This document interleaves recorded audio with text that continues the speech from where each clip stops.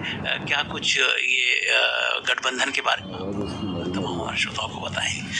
नमस्कार राजेश, एक अच्छे विषय को लेकर के आज आकाशवाणी के श्रोताओं से बहुत लंबे समय बाद चर्चा करने का सुअवसर मिल रहा है, तो सबसे पहले श्रोताओं को भी मैं प्रणाम कर रहा हूँ।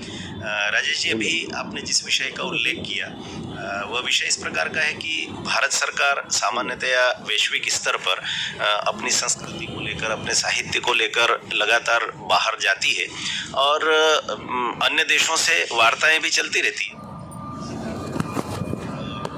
अभी से लगभग 2-3 वर्ष पहले 2018 में फ्रांस के राष्ट्रपति जी का भारत आगमन हुआ था और फ्रांस के राष्ट्रपति जी के आगमन के समय हमारे माननीय प्रधानमंत्री जी से उनकी भेंट हुई और उस भेंट में यह तय हुआ था कि साहित्य के क्षेत्र में फ्रांस और भारत जब भी विश्व स्तर के कोई आयोजन करेंगे तो उसमें एक दूसरे को मानद अतिथि के रूप में आमंत्रित करेंगे, यानी गेस्ट ऑफ ऑनर जो है वो दूसरा राष्ट्र रहेगा।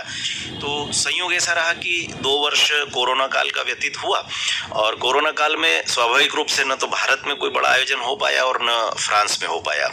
संयोग से अभी पहला अवसर था और पहली बार ही एक टोली का गठन केंद्र सरकार का विदेश मंत्रालय उसमें सम्मिलित रहा और गृह मंत्रालय। तो तय ये किया गया था कि चूंकि हम सब जानते हैं कि भारत की बात को इस समय सुनने के लिए पूरा विश्व उत्सुक है, तो ऐसा सोचा कि भारतीय विद्याओं पर अथवा भारतीय साहित्य में वे स्वर जो विशुद्ध भारतीय अस्मिता को दर्शाने वाले हैं, उन विषयों पर चर्चा करने के लिए बातचीत की जाए।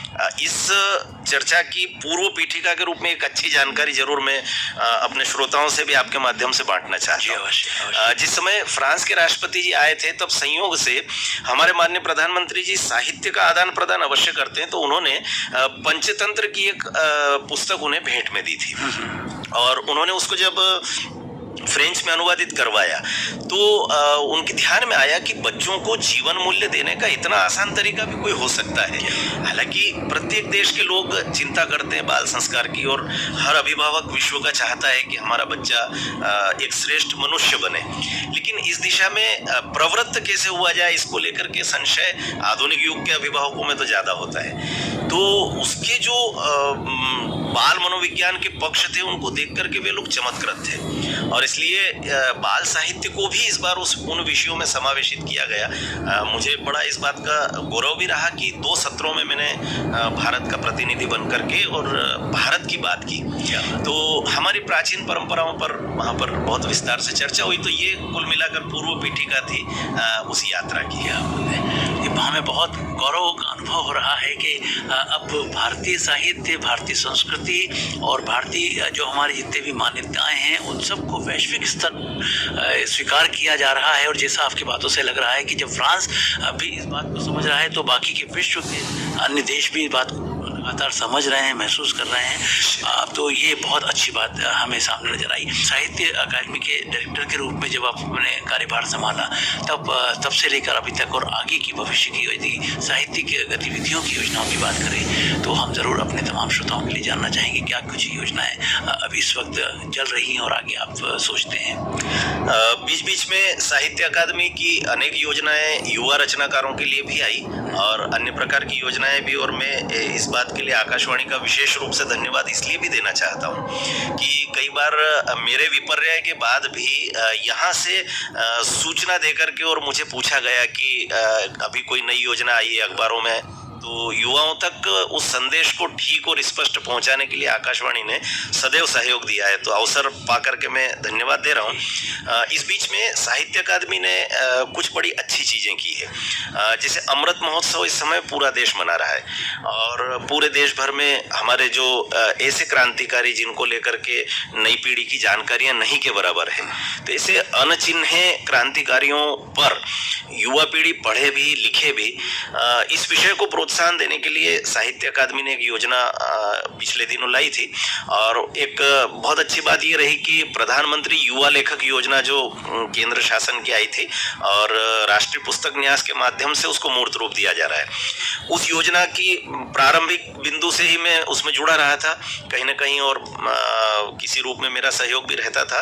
तो उस योजना को हमने केवल मध्य प्रदेश में लागू किया, अन्य किसी प्रदेश में इस प्रकार की कोई योजना मेरे ध्यान में आज तक नहीं है। लेकिन मैं धन्यवाद देना चाहूँगा शिवशेखर शुक्ला जी को भी, जो हमारे प्रमुख सचिव हैं संस्कृति के, और हमारी माननीय संस्कृति मंत्री जी, मुख्यमंत्री जी को भी, कि उन्होंने उसी रूप में उस योजना को मध्य प्रदेश में भी लागू किया। और हम उस योजना में 75 युवा लेखकों को, जिनकी अवस्था 30 वर्ष से कम रहेगी, 50,000 रुपए की छात्रवृत्ति देने वाले, और वे जो पुस्तक की रचना करेंगे उस पुस्तक के प्रकाशन का काम भी साहित्य अकादमी करेगी। तो ये एक बड़ी योजना थी और उसकी प्रविष्टियां भी प्राप्त हो गई और अतिशीघ्र हम उसके परिणाम देंगे। और उसके बाद ये सभी युवा बच्चे क्रांतिकारी घटनाओं पर अथवा व्यक्तियों पर या व्यक्तियों के संच पर इस प्रकार से लेखन कार्य संपन्न करके और कुछ पुस्तकें अच्छी हम समाज को दे पाएंगे इस महत्वपूर्ण विषय पर। एक और बात हम लोगों के ध्यान में थी, साहित्य अकादमी का पाठक मंच बहुत महत्वपूर्ण एक इकाई होता है, और ये इकाई सामान्यतया साहित्य क्षेत्र में विमर्श का काम करती है। इस समय कौन सा साहित्य अच्छा आ रहा है, उस साहित्य पर समाज में चर्चा हो। तो साहित्य अकादमी पुस्तकें क्रय करती है और उन पुस्तकों को पाठक मंच को सौंपती है, और स्थान स्थान पर उस पर परिचर्चाएं होती है, समीक्षा गोष्ठियां होती है। एक काम ये अच्छा हुआ कि अब तक इन पाठक मंचों की संख्या लगभग 45, 48 या 50 तक पहुंची थी। इसका अर्थ हम ऐसा लगा सकते हैं कि लगभग एक जिले में एक, क्योंकि हमारे मध्य प्रदेश में जिलों की संख्या जितनी है लगभग उससे कुछ कम ही ये केंद्र थे। हमने प्रयास पूर्वक इन केंद्रों को तहसील और ब्लॉक स्तर तक पहुंचाया और नए केंद्र स्थापित किए। आज साहित्य अकादमी की कोई भी चर्चा होती है, कोई स्वर होता है, उसको समाज में प्रकटीकरण करने का एक अच्छा माध्यम ये पाठक मंच बने हैं, और इनकी संख्या अब लगभग 168 से अधिक हो गई है, और आने वाले समय में इस संख्या को हम लोग 300 से ऊपर तक पहुंचा पाएंगे, ऐसा मुझे विश्वास लगता है। तो ये कुछ नवाचार जिसको हम कह सकते हैं हमने किए थे। साथ ही कुछ पुराने सम्मान पुरस्कार बाकी थे बहुत लंबे समय से, तो उनको लेकर के भी हमने प्रशासन से बातचीत की थी, और सहमति मिलने के बाद अभी हम लोग वर्ष 2018, 19, 20 और 21 ऐसा 4 वर्ष के सम्मान पुरस्कार एक साथ देने वाले हैं, और ये सब कृति आधारित होते हैं। और मध्य प्रदेश की जो साहित्य अकादमी, उसकी एक विशेषता ये है कि कृति आधारित होने के बाद भी इसमें सभी विधाओं पर पुरस्कार दिए जाते हैं, यानी साहित्य की ऐसी कोई विधा नहीं जिस पर सम्मान नहीं दिया जाता हो। तो ये एक बहुत अच्छी बात है कि अनुवाद पर मिलने वाला है, संस्मरण पर मिलेगा, रिपोर्टाज पर मिलेगा, यात्रा वृत्तांत पर मिलेगा। तो इतनी ऐसी विधाएं जिन पर रचना कर्म अल्प मात्रा में होता है, उनको प्रोत्साहन देने का काम भी इस माध्यम से हम कर सकेंगे। तो 150 से अधिक पुरस्कार, फिर उसमें 6 बोलियों पर आधारित सम्मान पुरस्कार भी हैं, और ये सम्मान पुरस्कार की राशियां बहुत अच्छी है। अखिल भारतीय स्तर के सम्मान 1 लाख रुपए के होते हैं, प्रादेशिक स्तर के सम्मान 51,000 के होते हैं। तो पूरे भारत से इस बार मुझे ये कहते हुए बड़ा गर्व की भी अनुभूति होती है कि ऐतिहासिक रूप से आज तक ऐसा मुझे जो बहुत वयोवृद्ध यहाँ पर काम करने वाले पूर्ववर्ती कर्मचारी रहे, उन्होंने भी बताया कि इस बार जितनी प्रविष्टि आई इतनी 1956 से लेकर आज तक प्राप्त नहीं हुई थी। और हमको बड़े गर्व के साथ ये बताना बड़ा अच्छा लग रहा है कि बड़े बड़े हॉल खाली करवा करके हमने वो पुस्तकें वहां पर रखवाई है। अब उनका सूची बनाने का काम हो रहा है, उतनी निर्णायक समितियां बनेगी। तो ये कुछ अच्छे काम जिसको हम बैकलॉग के काम कहते हैं, वो भी हमने संपन्न किए इस मध्य में।